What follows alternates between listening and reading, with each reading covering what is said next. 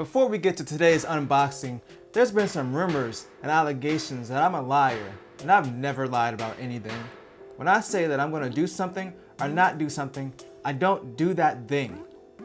Okay, I just want to make that clear before we hop into this unboxing. Hold on, why are we fading to a different video?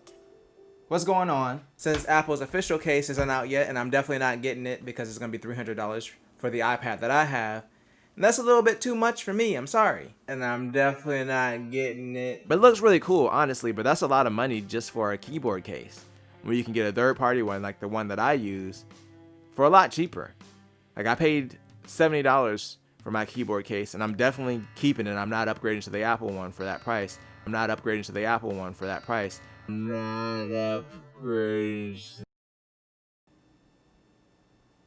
lied.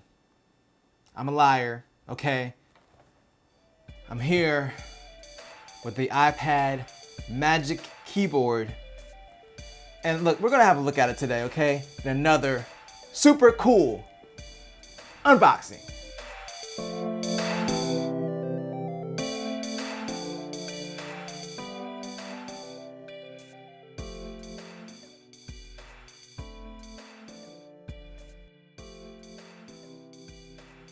We're here with the iPad Pro Magic Keyboard. This is the 11-inch version because I have the 11-inch tablet. If I wasn't dropping stuff. I have it conveniently over here. So here's the iPad Pro. And I actually have the first generation one, so I have the circular camera if anybody's curious about how this might fit on there. We're gonna find out very shortly.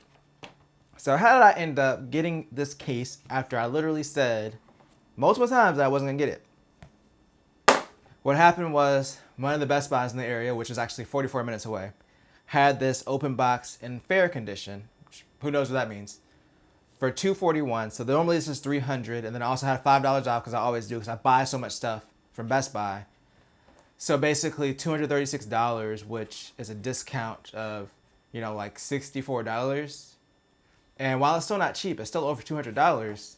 Definitely a lot better than $300, and I feel like this is one of those things that's not going to go on sale very often. Just like Apple's current iPad cases never do, and if they go on sale, it's like maybe $10 or $15 off, maybe $20 at the most. So this was just a chance for me to get it at the best possible price. So yes, this is not new. It's technically open box. And there we go. That's the whole shebang bang. We have the felt cover. Looks like it's been touched before. This has been touched. Taking it back. Okay, we got the keys. This thing, okay, this is like a whole, it's heavy. I don't know if you heard that thud, but this thing is heavy. But let's take a little quick tour. So if you see right here, you have the 3 pins that line up for charging. That connects to the back of the iPad here. So that's where all the magic happens, those 3 pins. Inside of here, it looks a lot better in person than it does on video. It's very sturdy. And this keyboard feels outstanding. Previously, I was using the Zag Slimbook Go, which I still like a lot. It's amazing how big this case is. Obviously, Apple didn't have trackpad support at the time when this case was made, but you could have definitely fit a full-size trackpad up here.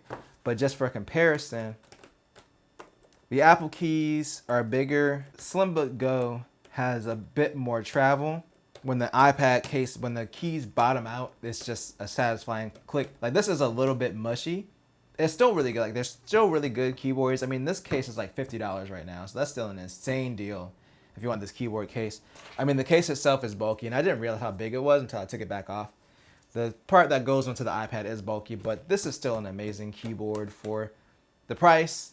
And this actually has function keys. If you notice, the iPad one doesn't, so you don't have any function keys at the top, like the play and pause and etc. But that was just kind of my quick comparison between the two. The trackpad on this case is small, but I feel like if I can still do a good 4-finger gesture up here, which it looks like I can, yeah, this is more than enough space. It's just weird to think that Apple make a trackpad this small and that actually clicks, because they've been making these huge trackpads with no moving parts for a while. So for them to kind of go back to that for the iPad feels a little bit weird, especially at this premium price of $300. Overall, the build quality is very solid. And then of course on this side, you have your charging port. So it's been confirmed this is not for data, it's just to charge the iPad and pass through. But let's have our magic moment here. Let's have our magic on camera. So iPad, case. I missed a little bit. Okay, it's on there. If you have the first generation iPad like me, you know, you're gonna have a little bit more space in the camera bump, but that's something you have to deal with. Well, not first generation, this is the third generation iPad Pro, but you know, if you're not on the current one, you're gonna have that little bit of space. But yeah, it floats. Look, it's floaty. I feel like the float is less significant on this one because it's a smaller iPad. But yep, that's how much you can go angle-wise.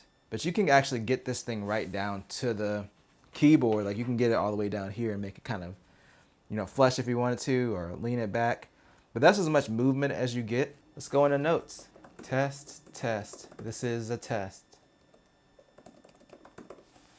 Okay, so that feels awesome. Let's do the same thing with this one. Yeah, I think when I'm actually typing on this feels a lot more shallow. I'm really impressed by the quality of this keyboard, honestly. I haven't used any of the new MacBook keyboards, but it's supposed to be the same scissor type switches. So if this is the quality of it, then I'm honestly impressed. I really like this keyboard. Let's make sure this pass-through charging works. So we got this. It would have been nice if they would have put the port on both sides. Awesome. So pop right up there and it's already charging. And then of course your regular port is freed up for data stuff. So why did I change my mind on this keyboard after I said I wasn't gonna get it? Well, what's happened since then is I've really been using this a lot on my bedside with the Magic Trackpad and this case. And as you can see, this case is a lot bigger. And then on top of that, I have the trackpad. And I just have issues with the trackpad falling off and my iPad falling back. But since I've started using the trackpad, I can't go back to not using it, especially when I'm in a position where, like right now, if I wanted to write something or, you know, not interact with the iPad using touch, then the trackpad is the only way, especially like when I'm in bed. I don't feel like having to hold the tablet or fiddle with the screen just to change something, or if I feel like browsing the internet at night. For my bedside, I don't want to hold it and, you know, hold it and be scrolling through. I prefer to use the trackpad. Like having the trackpad support has really changed my opinion on the iPad and changed the way that I use it. And that's why I all of a sudden got interested in this. When I first saw it, I was like, well, I can use a separate trackpad and keyboard together. Is it petty to pay $236 just because you want something smaller and more convenient? Yes, it is, but I'm a petty person and I'm really liking this keyboard so far. Like the build quality is excellent. Let's see how this looks closed. Oh, wow. Yeah, this is a brick. This thing is a brick. Like I'm not even joking. This is seriously heavy. Yeah, that's a downside. So if you're taking this somewhere, it's gonna feel like you're carrying like a full-size laptop. But yeah, the way that I use it, I would just have this set up in my room, and then I would usually take the tablet part off when I needed to take it elsewhere, and then put it back up there. So this just makes it more convenient because now when I need it, I'm just doing this, and then put it back up here. I can just leave this case plugged in all the time, and then it's just like that. It's gonna be charging again. A lot of times I'll record music up here. I'll have different instruments connected. I'll have my keyboard. I'll have my audio interface to connect my microphone via, you know, USB. But before I didn't really have a solution to charge the iPad and use those accessories at the same time. And I can do that with this case. So for my use cases, it makes a lot of sense. Does it make sense for you? I'd say it makes sense if you really do enjoy using this trackpad with the iPad. If you don't enjoy using the trackpad, then you can get a good keyboard case for a lot cheaper. And then there's also better options if you want more protection for your iPad. But as far as an all-in-one package that, you know, actually works correctly, this is the only thing that's out right now. There is another keyboard case coming out very shortly from a third party with a trackpad. So that might be worth waiting for if you want something that's a little bit cheaper than what Apple's offering. But until then, I have to say that I'm blown away with it, so at least my first impressions. I'll probably do a follow-up video on this because I'm curious myself to see how I'm gonna feel about this case in like a month or 2 months. So I'm definitely gonna have to do a follow-up video.